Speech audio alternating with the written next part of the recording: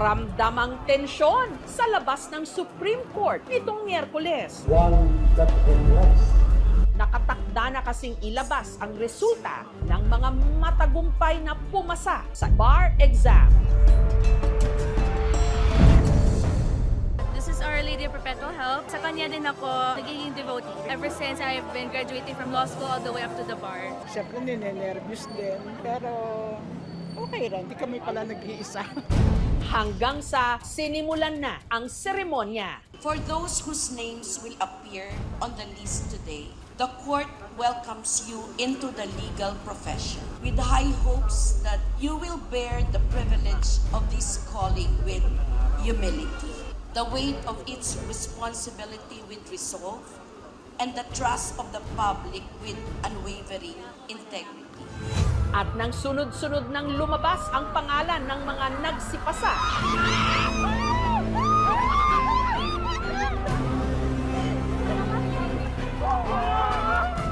Nasado na po! bumuhos na ang matinding emosyon. Sa Supreme Court man,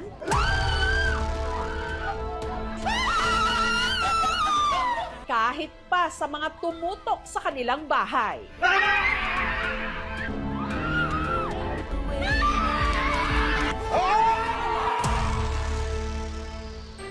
Ang isang ito, hindi lang pasado sa bar. Nag-pass out pa.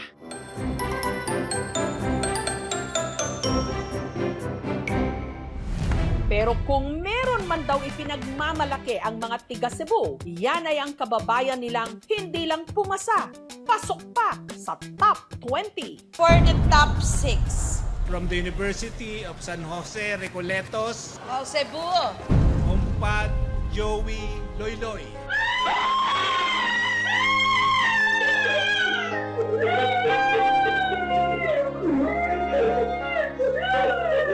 Ang Certified Public Accountant o CPA at ngayon, Certified Abogado na rin si Attorney Joey Loyloy Ompad. I really did not expect na talaga na to be in the top 20 kasi medyo nahirapan ako. Nag-iyakan kami ng misis ko. God has answered my prayer.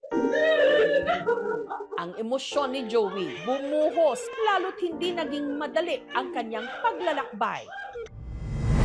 Si Joey kasi nagmula sa pamilya ng mga mangingisda sa Bantayan Island sa Cebu. Namulat sa hirap si Joey. Ang kanyang tatay Jose, mangingisda. Nagdadaing naman ang kanyang nanay Briza. Yung buhay po namin, yung makakain lang po pag makalaot doon, yung kita parang isang araw lang, enough lang para makabili ng bigas. Kaya sa murang edad, si Joey natuto ng magbanat ng buto. Siyang mag-alsa, maghakot, iya ko tabangan sang akong mga gamit sa dagat.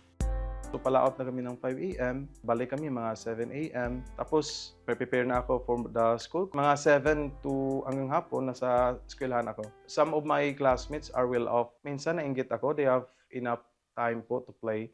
Ordinary day po na walang baon. Swerte na lang po na may extra makabaon. Since bata pa lang po, inintindi ko na po ang situation ng family ko. Hirap man sa buhay, mayaman si Joey sa pangaral. Ang father ko po, tinuruan po ako na maging responsable sa buhay. Even if na tinutulungan ko siya sa pangingisda, he insisted na still to go to school. My mother taught me to be kind, not despite not we have less. Yung mga neighbors namin na walang kuha, share namin yung catch to them para at least they have food.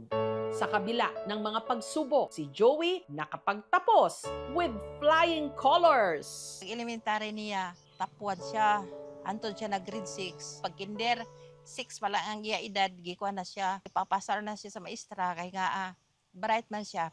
Pagka-graduate ng high school, nakipagsapalaran siya sa Cebu City.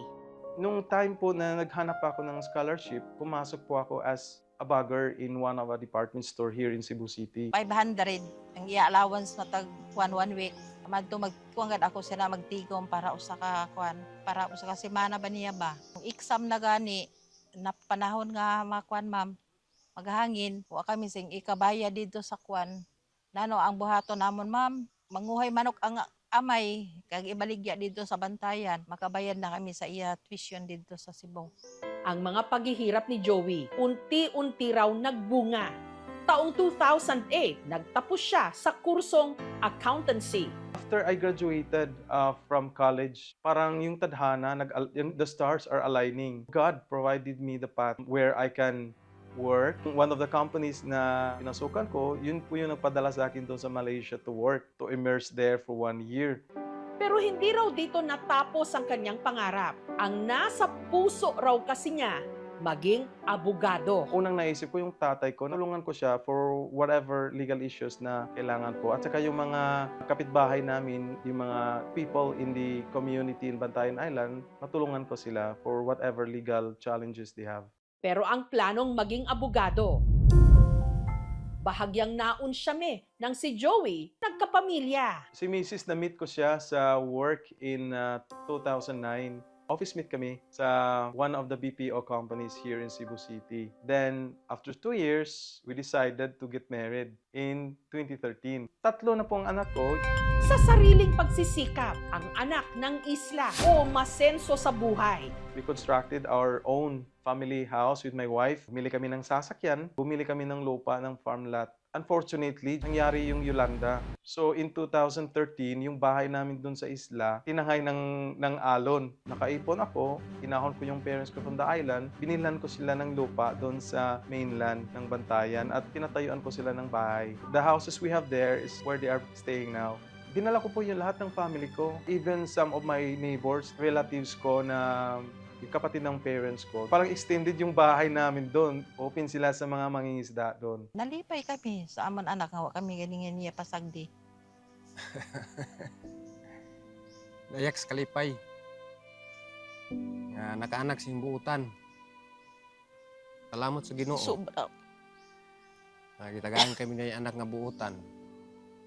Matitabangon sa ginikanan, ang mga igsoon, pati mga tiya niya, tabangan niya, maglisod. It's a humbling experience na despite where I came from, God provided me this. I really thank God for all this. Actually, sobra-sobra pa yung binigay ni God. I know God listens, God hears, God knows what you want, God provides. At matapos nga ang mahigit 1 dekada nitong 2020, binalikan ni Joey ang isinantabi niya munang pangarap, ang maging abogado. It's a challenging experience for me kasi when I was starting na sa law school, bumalik ako dito sa Cebu. Dito na ako nagtrabaho from Manila. Daily routine, early morning, 6 a.m. Papunta na ako sa Lapu-Lapu City kasi 2 hours yung travel. Papasok ko sa gabi na.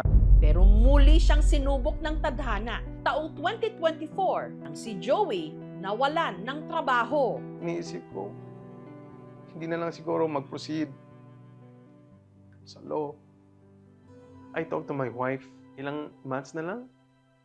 12 months for the bar exam. Kung pwede bang ikaw lang muna yung magtustos sa mga bills sa bahay para at least matapos ko yung ilang months. Sabi niya, okay, I will support you, whatever plans you have, because I know God will provide. 1 year lang naman, sabi ko, it's okay because I know that what he's doing is for the family. I'm all out. When the time I entered law school, I really aimed to top the bar. Yung discipline ko as a fisherman, dinala ko siya sa bar review. Fishermans do not just sleep. Ang ginagawa ng fisherman, inaayos yung mga lambat, inaayos yung mga bangka. They prepared when the storm is out para pag okay na yung alon, lalaot. Yun ang discipline na dinala ko sa law school. By the time bar examination days will come, prepared na ako. At nung nakaraang Setyembre, kumuha na nga siya ng bar exam. At nitong Miyerkules, inanunsyo na ang listahan ng mga bagong abogado. Rank number 6 with an average of 91.25% from the University of San Jose, Recoletos. Wow, Cebu! Ompad Joey Loyloy.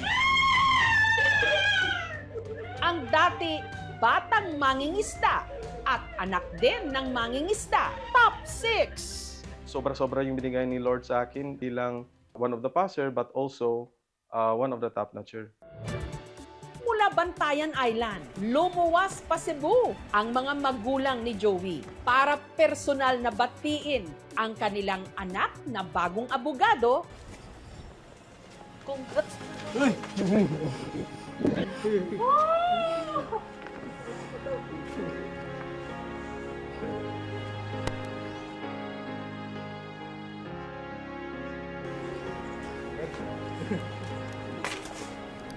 Surprise sa mama na dito. Naguguan, abila ko na dito. Surprise ang papa. Dako kay kong kalipay nga na akong parents karon ni Anhi nagdala sa tarpaulin. Ang gibati kay dakon perti nga kalipay pagkakita na akong sa akong anak. Salamat sa Ginoo. Nakabot na gid ang pangandoy. Luha sa kalipay. Proud kayo na nakakabot siya sina tungod sa iya pagpaninguha sa wa siya magpasagad pagtuon. Wala lang magdahom nga maka-anak bay abogado. Mula sa Lao, dala ni Joey ang mga aral ng pagiging mangingisda. Katulad ng tiyaga sa paghihintay, disiplina sa paghahanda at tapang na humarap sa unos. Rank number 6, Ompad Joey Loyloy. At ngayon, bilang bagong abogado, ang mga ito ang kanyang baon para maglayag, hindi lang para sa sarili, kundi para ipaglaban ang karapatan ng pinagmulan niyang sektor ng lipunan.